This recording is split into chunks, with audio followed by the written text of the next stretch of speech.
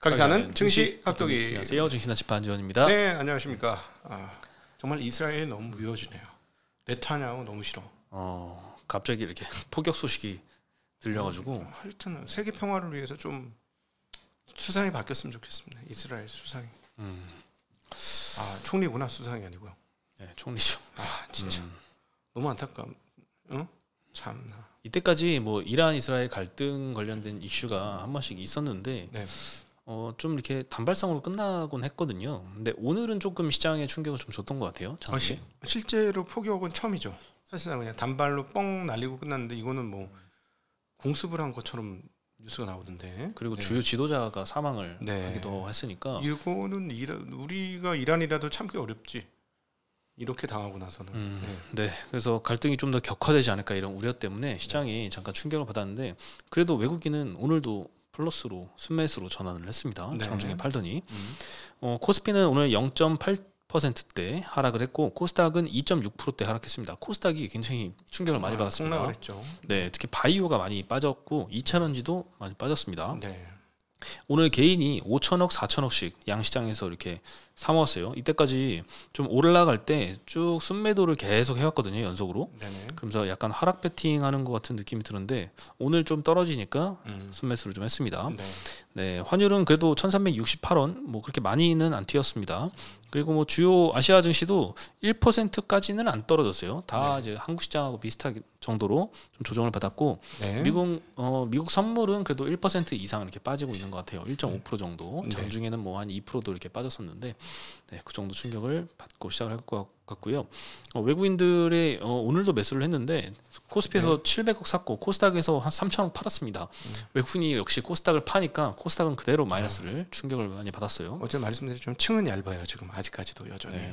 뭐 층이 근데 두꺼울 때도 얇을 때도 항상 외국인이 좌지우지를 했던 것 같아요. 한국 시장은 두꺼운 적이 없었어. 숫자같이 항상 수급은 얇았어요. 네. 예, 오늘 업종 외국인 수급은요. 하이닉스를 1,800억 정도 샀고요. 현대차, 기아, 현대미포, 한화, 한국조선해양, 현대중공업 이렇게 자동차와 조선 섹터를 샀습니다. 오늘 그 가전이나 이런 세탁기 같은 가전제품에 들어가는 철강까지 관세 50% 부과한다라고 이런 소식이 나오면서 관세 리스크가 다시 좀 재부각되는 느낌이 있었는데 현대차와 기아는 조금씩 샀습니다. 그 두산에너빌리티는 1,300억 정도 매도를 했고요. 하나 에어로스페이스, H&M, 카카오, 현대건설, 한미반도체 이 정도 이렇게 매도를 했습니다. 하이닉스는 사는데 삼성은 안 사요.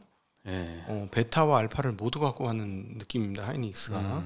삼성은 베타도 지금 못하는 거 아닌가 하는 생각이 들 정도고요. 삼성전자는 아직은 아니다라는 생각을 하고 있는 건지 이렇게 아직 순매수가 이렇게 오진 않습니다. 아침에 뭐 HBM3도 납품 콜 실패 뭐 이런 얘기 나오죠. 네, 그렇죠. 그리고 HBM4도 지금 가장 진도는 늦은 상황이죠. 나는 원웨이는 좀 힘들 것 같아. 계속 어렵습니다. 원시도 원웨이는 잘못 만들었어 보니까. 오늘 금속 섹터, 운송 창고 그리고 운송 부품 이렇게 많이 올랐는데 보통 방산주 그리고 뭐 해운주들 이렇게 소속이 돼 있습니다. 오늘 중동 관련된 이슈 때문에 이들 종목들이 좀 오른 것 같아요. 아무래도 이제 중동 이란이 이렇게 화나면 호르무즈에 봉쇄하고 이러면 또 물류 차질 발생하고 해운 운임 급등하고 이 그림을 좀 기대를 한 것 같아요. 그래서 뭐 흥하해운은 상한가 같고요. 대한해운 9%, H&M 5% 이렇게 해운주들도 상승했고 LIG 넥스원 14%나 급등했습니다. 풍산이 22%, 그리고 한국항공우주 8%, 현대로템도 4% 정도 상승을 했습니다. 그리고 뭐 반도체도 소폭 하락을 했고요. 2차전지도 하락했고 그리고 바이오가 또 골고루 크게 하락을 했습니다. 바이오텍들 다 같이 하락을 했고 코스닥 하락에 1등 공신이 돼버렸죠. 그렇죠. 그래서 오늘 전반적으로 보면은 그동안 많이 올랐던 종목들이 조정을 더 많이 받은 게 아니라 조금밖에 안 받았어요. 지주사나 금융주들이 이제 올해 초부터 상반기에 좀 상승을 주도를 했는데 그리고 조선방산과 그들 종목은 오늘 가장 조정을 덜 받았고 못 오른 반도체가 더 빠진 느낌이 좀 있었습니다. 그리고 오늘 이스라엘 공군이 이란에 이제 미사일을 공습했다는 소식은 아침부터 이렇게 나왔는데 한 9시 전으로 나온 것 같아요. 그 전까지만 해도 이제 주식시장이 조금 상승하는 출발 흐름이었는데 이 소식 나오자마자 이렇게 쭉 하락폭이 좀 확대가 됐습니다. 이것도 수도 근처에다가 쐈습니다.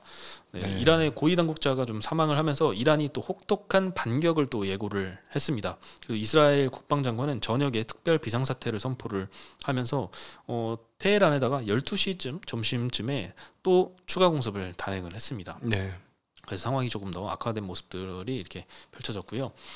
이스라엘이 이번 공격은 좀 오랜 기간 준비를 해왔다 이렇게 좀 알려지고 있어요. 지난달에는 미국에 이 이란 핵물질 농축 시설을 공습하겠다는 의중도 전달을 했다 이런 보도도 좀 있었거든요. 예. 그래서 미국에서는 그렇게 얘기하진 않지만 이스라엘 같은 경우에는 미국에도 이미 다 이야기한 내용이고 오랜 동안 준비를 해온 모습이 아닌가 이런 생각이 듭니다. 이렇게 되면은 그 주요 인사가 또 죽었다는 얘기가 뉴스가 타전되고 있잖아요. 총사령관도 죽고 네. 다른 이제 참모총장. 네. 깜짝 놀랐어. 그래서 어떻게 그렇게 할 수 있지? 하고 좀 당황스러운데 만약에 그러면 이란도 여기서 움직일 건데 미국이 아무 행동도 안 한다면 세상 사람들은 미국을 어떻게 볼 건가 하는 생각도 좀 들어요. 그렇게 생각하면 일이 조금 복잡해지는 것 같긴 합니다. 네, 그리고 트럼프가 또 관세 관련된 또 이슈가 좀 있어가지고 네. 오늘 이렇게 섹터가 좋지는 않았는데 냉장고와 세탁기 같은 품목에 또 악재가 터졌습니다. 미국 상무부가 6월 23일부터 세탁기나 이제 냉장고 그리고 식기세척기 이런 건조기 등등 이런 가전제품에 들어가는 철강 있잖아요. 이 철강에도 50% 관세 부과하겠다라고 발표를 했습니다. 네. 철강 관세는 올해 3월부터 이제 25% 관세로 시작을 해가지고 6월 4일부터는 50%를 부과하는 안이 발표가 됐고요. 이번에 이제 시행 일자를 밝혔습니다. 삼성전자와 LG전자가 이제 가전 수출을 하는데 여기 좀 타격권이 예상이 되고요. 미국 현지에서도 이 두 업체들이 생산을 하는데 그래도 한국과 멕시코 공장에서 생산해서 미국으로 수출하는 게 있다 보니까 이런 부분은 좀 타격을 받지 않을까 싶습니다. 예. 물론 이제 가전제품 전체에 대한 관세가 아니라 가전제품에 들어가는 철강에 대한 관세라서 철강이 들어가는 이제 비중은 한 20% 미만이래요. 그래서 타격이 숫자로 엄청 크진 않을 것 같은데 일단 관세는 조금 우려가 해소되는 분위기 아니었나 싶은데 갑자기 이렇게 거꾸로 된 이슈가 나와서 좀 전반적으로 좀 관세 관련된 우려가 좀 확대가 된 모습이 좀 있었던 것 같습니다. 시장이 안정됐으니까 다시 관세 관련해서 험한 말을 날릴 수 있는 상황이 됐죠. 좀 떨어져도 견딜 수 있잖아.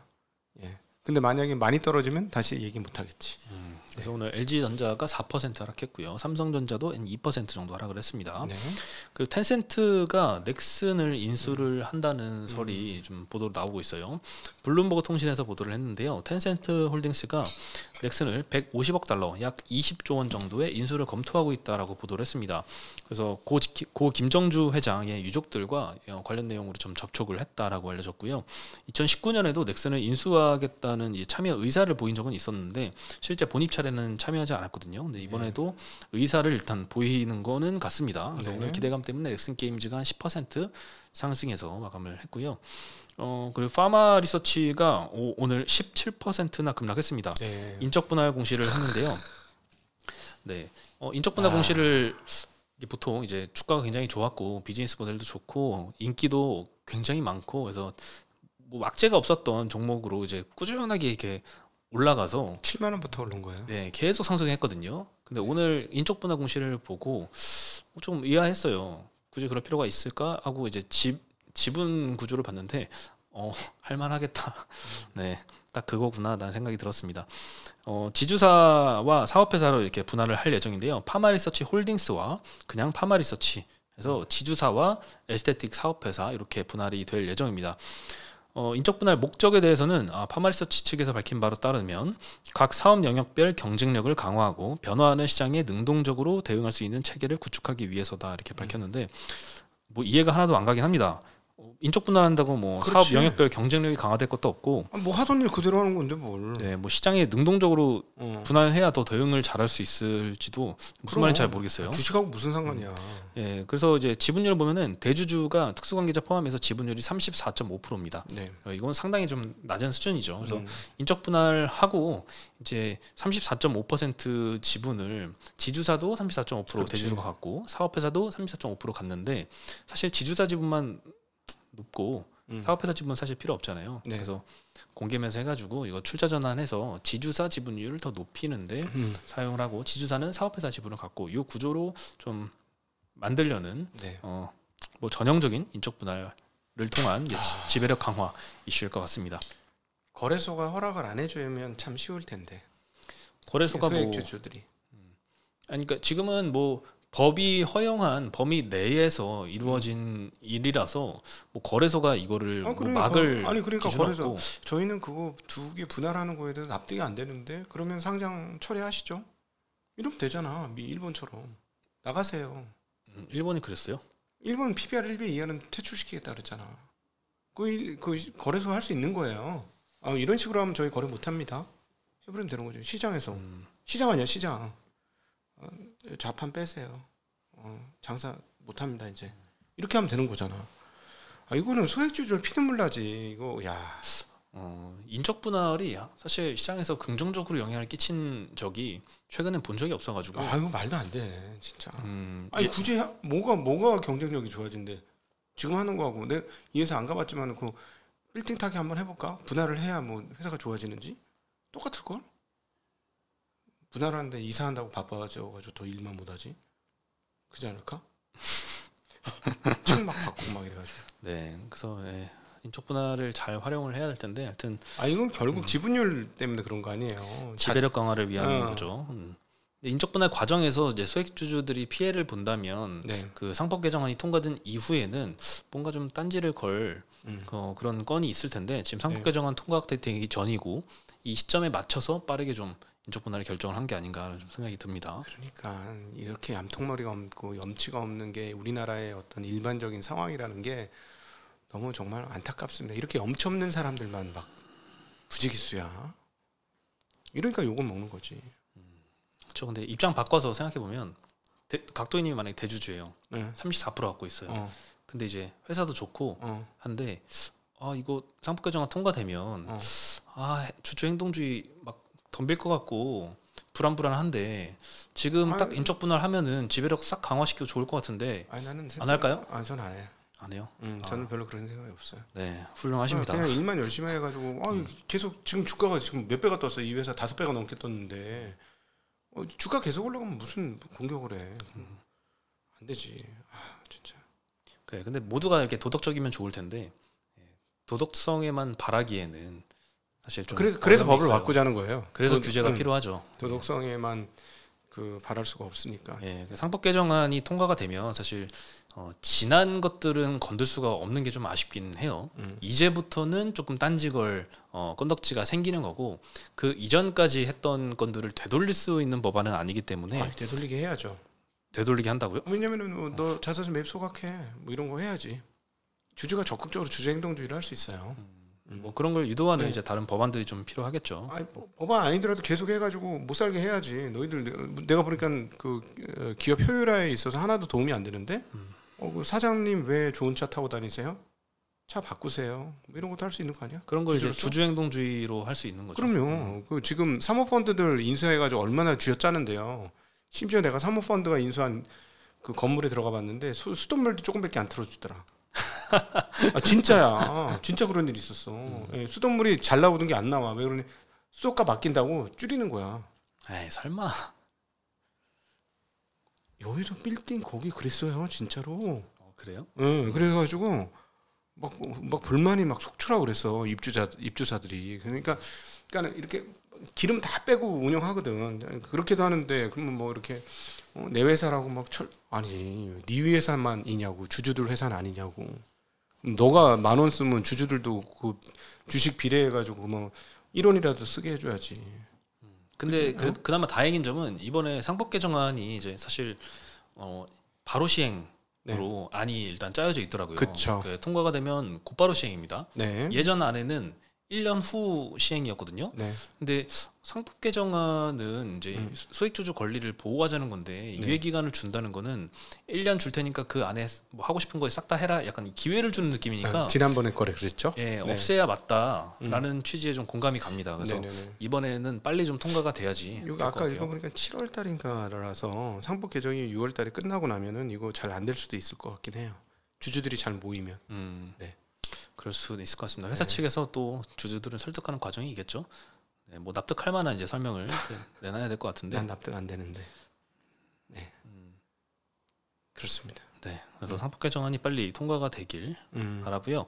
그리고 카카오가 오늘 안 좋은 장에도 좀 올랐어요. 카카오가 2% 상승했고 카카오페이가 6.5% 상승했는데 카카오가 이제 남양주에 이 남양주 왕숙지구라는 데에다가 이제 AI 디지털 허브를 건립한다고 합니다. 6천억 정도 투자를 한다고 하고 이를 위해서 LH와 경기도와 좀 협상을 마무리하고 이르면 내년도에 착공을 한다라고 하네요.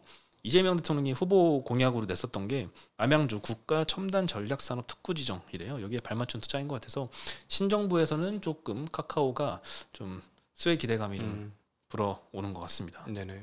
네, 참고로 이제 얼마 전에 이제 모 회사에서 이제 카카오페이가 너무 과하게 좀 기대가 낀 것 같다 이런 그 건전성에 대한 지적도 좀 했었는데 골고루 참고해서 판단을 해야 될 것 같습니다. 네.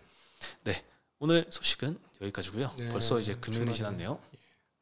행복한 주말 보내시길 빌겠습니다. 네, 각도인이 주말에는 휴식 많이 취하시고요. 전 네, 이번엔 잠을 많이 잘 생각해요. 네, 잠 충분히 많이 주무세요. 자전거 타고 잠 못 잤더니 일주일 내내 해롱거렸어. 네, 다음 주에 다시 인사드리도록 하겠습니다. 네, 안녕.